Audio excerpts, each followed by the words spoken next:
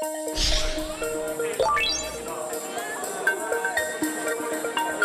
안 부러지죠. 억울하면 안 될 수가 억울은 아버님이 저희가 데이터가 있어요, 아버님.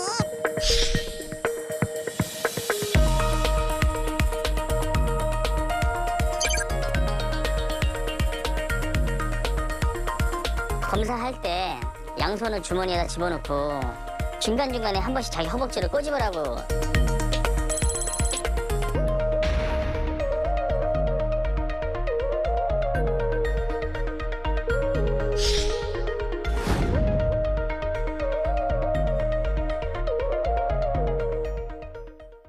네, 137명을 재판에 넘겼습니다. 이른바 뇌전증 병역 비리. 이 사건을 직접 수사했던 서울 남부지검의 박건영 검사, 주영진의 뉴스브리핑 찾아주셨습니다. 어서 오십시오. 예, 안녕하십니까. 수고 많으셨습니다. 예. 이 뇌전증 병역 비리 항상 수사를 할 때는 단서가 필요한데 어떻게 수사에 착수하게 된 겁니까? 최초 수사 단서는 한 제보가 2건 정도 있었습니다. 대규모 병역 비리에 대한 제보는 아니었고 예. 직접적인 제보는 아니었지만 병역 의무자 한 명에 대한 제보와 병역 브로커 한 명에 대한 제보가 있었습니다. 다만 이제 병역 브로커가 관련돼 있었기 때문에 어떤 단순한 일회적인 범행은 좀 아니었을 것으로 생각이 되어서 신속하게 압수수색을 진행했었고, 압수수색 결과 대규모 어떤 병역 면탈 관련된 계약서 등이 확보가 되어서 이 사건 수사를 진행하게 되었습니다. 지난해 12월 5일에 서울 남부지검과 병무청이 합동수사팀 구성해서 한 석 달 정도 수사를 한 거네요. 예, 그렇습니다. 예, 석 달 정도. 석 달 동안 137명을 재판에 넘겼다. 이렇게 많은 사람을 재판에 넘기게 될 거라고 생각하셨습니까? 전혀 초반엔 사실 그렇게까지 예. 면탈자들이 많이 있는 것은 좀 예상하지 못했습니다. 또한 수사 과정에서 사실은 다수 공무원들도 이렇게 관여돼 있는 게 이제 확인이 됐었는데 좀 예상했던 부분은 아닙니다. 예, 공무원도 연루가 돼 있다. 뭐 돈이 오갔던 겁니까? 어떻습니까? 금품이 있었던 것은 저희가 이제 확인을 못했었고요. 예. 다만 서초구청제 사회복무요원 복무와 관련해서 예. 일부 공무원들이 어떤 출근부를 허위로 조작해주고 약간 소집 폐지를 위해서 이렇게 절차를 허위로 진행했던 그런 정황들이 확인되어서 수사를 진행하게 됐었습니다. 자, 이 뇌전증 말이죠. 제보가 왔어요. 수사를 했어요. 그런데 이 사람이 진짜 뇌전증 환자인지 아니면 가짜 뇌전증 환자인지를 이 판단하는 것, 네. 이게 상당히 중요했을 것 같은데. 예.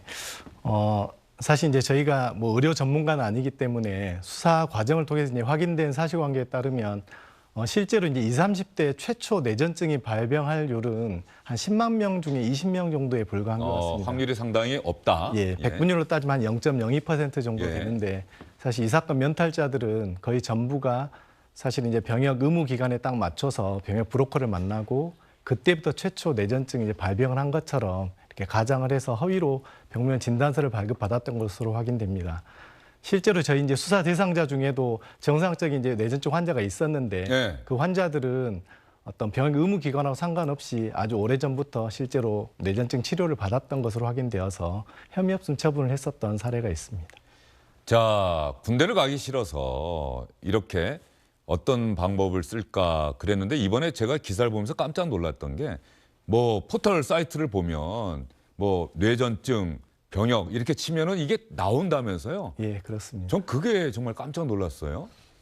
이게 이제 뇌전증이라고 하는 게 예. 사실은 이제 일반 사람들은 좀 낯설 수가 있는데 실제로 뇌전증 환자들 경우에도 뇌파 검사나 이렇게 MRI 검사를 통해서도 그러니까 특별히 이상 증상이 확인되지 않는 경우도 있고요. 예. 또 그 반대로 뇌전증은 이제 앓고 있지 않는 사람임에도 불구하고 뇌파 검사를 했을 때 뇌전증으로 의심이 되는 그런 증상 등이 확인되는 경우도 있는 것 같습니다. 예. 그래서 이제 객관적인 지표로는 뇌전증 여부를 정확하게 진단하기 어렵기 때문에 실제로 당사자가 뇌전증 증상 호소하는지 또 그에 대한 치료 내역이 있는지 여부를 가지고 병역 판정을 하다 보니까 면탈자들이 브로커를 이용해서 그런 맹점들을 이렇게 이용해가지고 범행을 했었던 것으로 보입니다. 이 뇌전증이라는 게 어떤 질환입니까? 그 대표적인 증상이 의식을 잃는 것과 갑자기 의식을 잃는 것과 의식을 잃는 기간 동안 이제 신체 발작이 있는 것, 신체 경련이 있는 이 두 가지 증상이 가장 특징적인 증상인데 실제 이제 면탈자들은 이것을 가장하기 위해서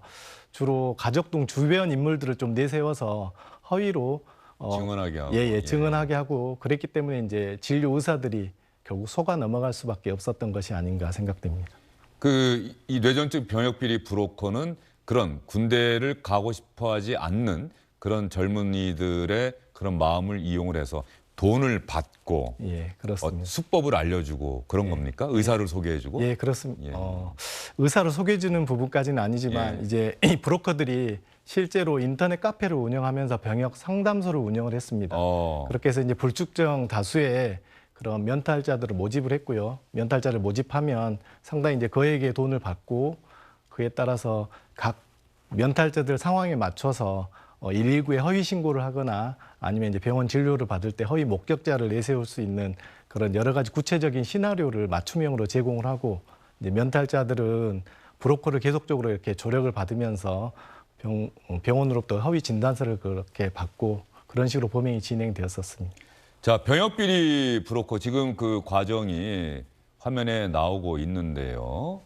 예, 병원에서 진단서를 발급해주고 합작해서 목격자 행세를 하고 허위 뇌전증 시나리오를 알려주고 최대 1억 1천만 원을 브로커에게 넘기고 이런 식으로 병역 비리가 이루어졌다. 이 병역 비리 브로커의 이야기 SBS에서 또 상당히 이 사안을 밀착 취재를 하지 않았습니까? 병역 비리 브로커의 이야기도 한번 들어보도록 하겠습니다. 이쪽의 분야에서 거의 최고 전문가라 다 방법을 알아요. 10년과나 내과나 컨설을 해요. 사드 보고를 빨리 받게 하기 위한 기준이 있거나 질병이 있어요. 진단을 받고 약만 사죠. 먹진 않죠. 약 사고 그 의무기로 사고 떼서 가져가서 병원청에서 제공받으면 보험이 나오는 겁니다. 당연히 병원도 지정해주고요. 의사도 지정이 되고요. 의사한테 진료받고 제가 시킨 대로 하면 아들이 사드 보고를 받습니다. 보통 저희가 이제 모시는 VIP 회원분들을 저희가 밤이라도 낮이라도 시간을 빼서 찾아 뵙죠. 전라면 서초 송파에서 아버지 사업하시는 분이나 그 아들도 마찬가지고 그쪽에서 사업 좀 하신다는 분들은 아들 숙제 안 하신 분들 강남에서 저 말하면 다 알아요. 아버지는 집안일로 똥을 치시러 가시지 않았습니까? 그래서 그 DAC가 병원하고 병원청입니다. 예, 아주 자랑스럽게 이야기를 하는데 저 이야기 중에 나왔던 뭐 대형 로펌 병원장 아들도 이번에 수사에서 뭐 좀 적발이 됐습니까? 대형 로펌 변호사가 이제 있었는데 사실 이제 자식 면탈자를 위해서 적극적으로 이게 브로커와 접촉하고 관련 비용을 지불해주는 그런 사례가 있었습니다. 예. 그럼 그 아버지도 재판에 넘기게 됩니까? 어떻습니까? 그 아버지도 이번에 같이 재판에 그 기소가 돼서 재판을 받게 되었습니다. 수사 과정에서 네. 이제 저런 수법으로 병역 비리를 저지른 젊은이들 네, 수사하셨을 거 아니에요? 예, 그렇습니다.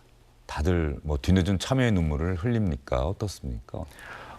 사실은 이제 그 병역 의무를 이행해야 될 그 연령대가 이제 막 사회 활동을 시작하고 또 이제 자리를 잡아갈 때라서 사실은 어떤 병역 면탈 어떤 유혹에 빠져들게 되는 그런 경우가 많은데요. 어쨌든 그 한 번의 실수가 사실은 그동안 있었던 모든 것들을 다 무너뜨리게 되기 때문에 무척 후회를 많이 했던 것으로 이렇게 보입니다. 실제로 이제 기소가 되고 재판을 받게 되면 더 엄정한 처벌을 받게 되기 때문에 더더욱이나 후회를 많이 했을 것으로 보입니다. 수사하면서 어쨌든 또 한마디 해주셨을 것도 같은데. 사실은 이제 뭐 수사 대상자이기도 하지만 네. 사실 뭐 저도 똑같은 이렇게 문제를 이제 겪을 수가 있는데 어떤 일정 시점에 좀 쉬운 선택을 할 수도 있지만 그것이 나중에 지나놓고 보면 그게 쉬운 선택이고 좋은 선택이 아니고 더 큰 이렇게 문제로 다가온 경우가 많기 때문에 향후에는 좀 그러지 않았으면 좋겠다. 앞으로는 좀 충실하게 뭔가 닥쳤을 때 의무를 이행하고 좀 바르게 살았으면 좋겠다라는 얘기를 했었던 경우가 있었던 것 같습니다. 참 좋은 말씀을 해주신 것 같고 그 말씀이 그 젊은이들 한때 실수했지만 앞으로 인생이 또 기니까 말이죠. 끝까지 부인하는 사람들도 있었습니까? 끝까지 부인한 사례도 있었고 그래서 이제 저희 내부 신병 처리 기준에 따라서 구속영장 청구를 해서 실제로 이제 구속이 돼서 재판을 받는 그런 사례도 있었습니다. 병역 비리 그 브로커들은 어떤 태도를 보이던가요?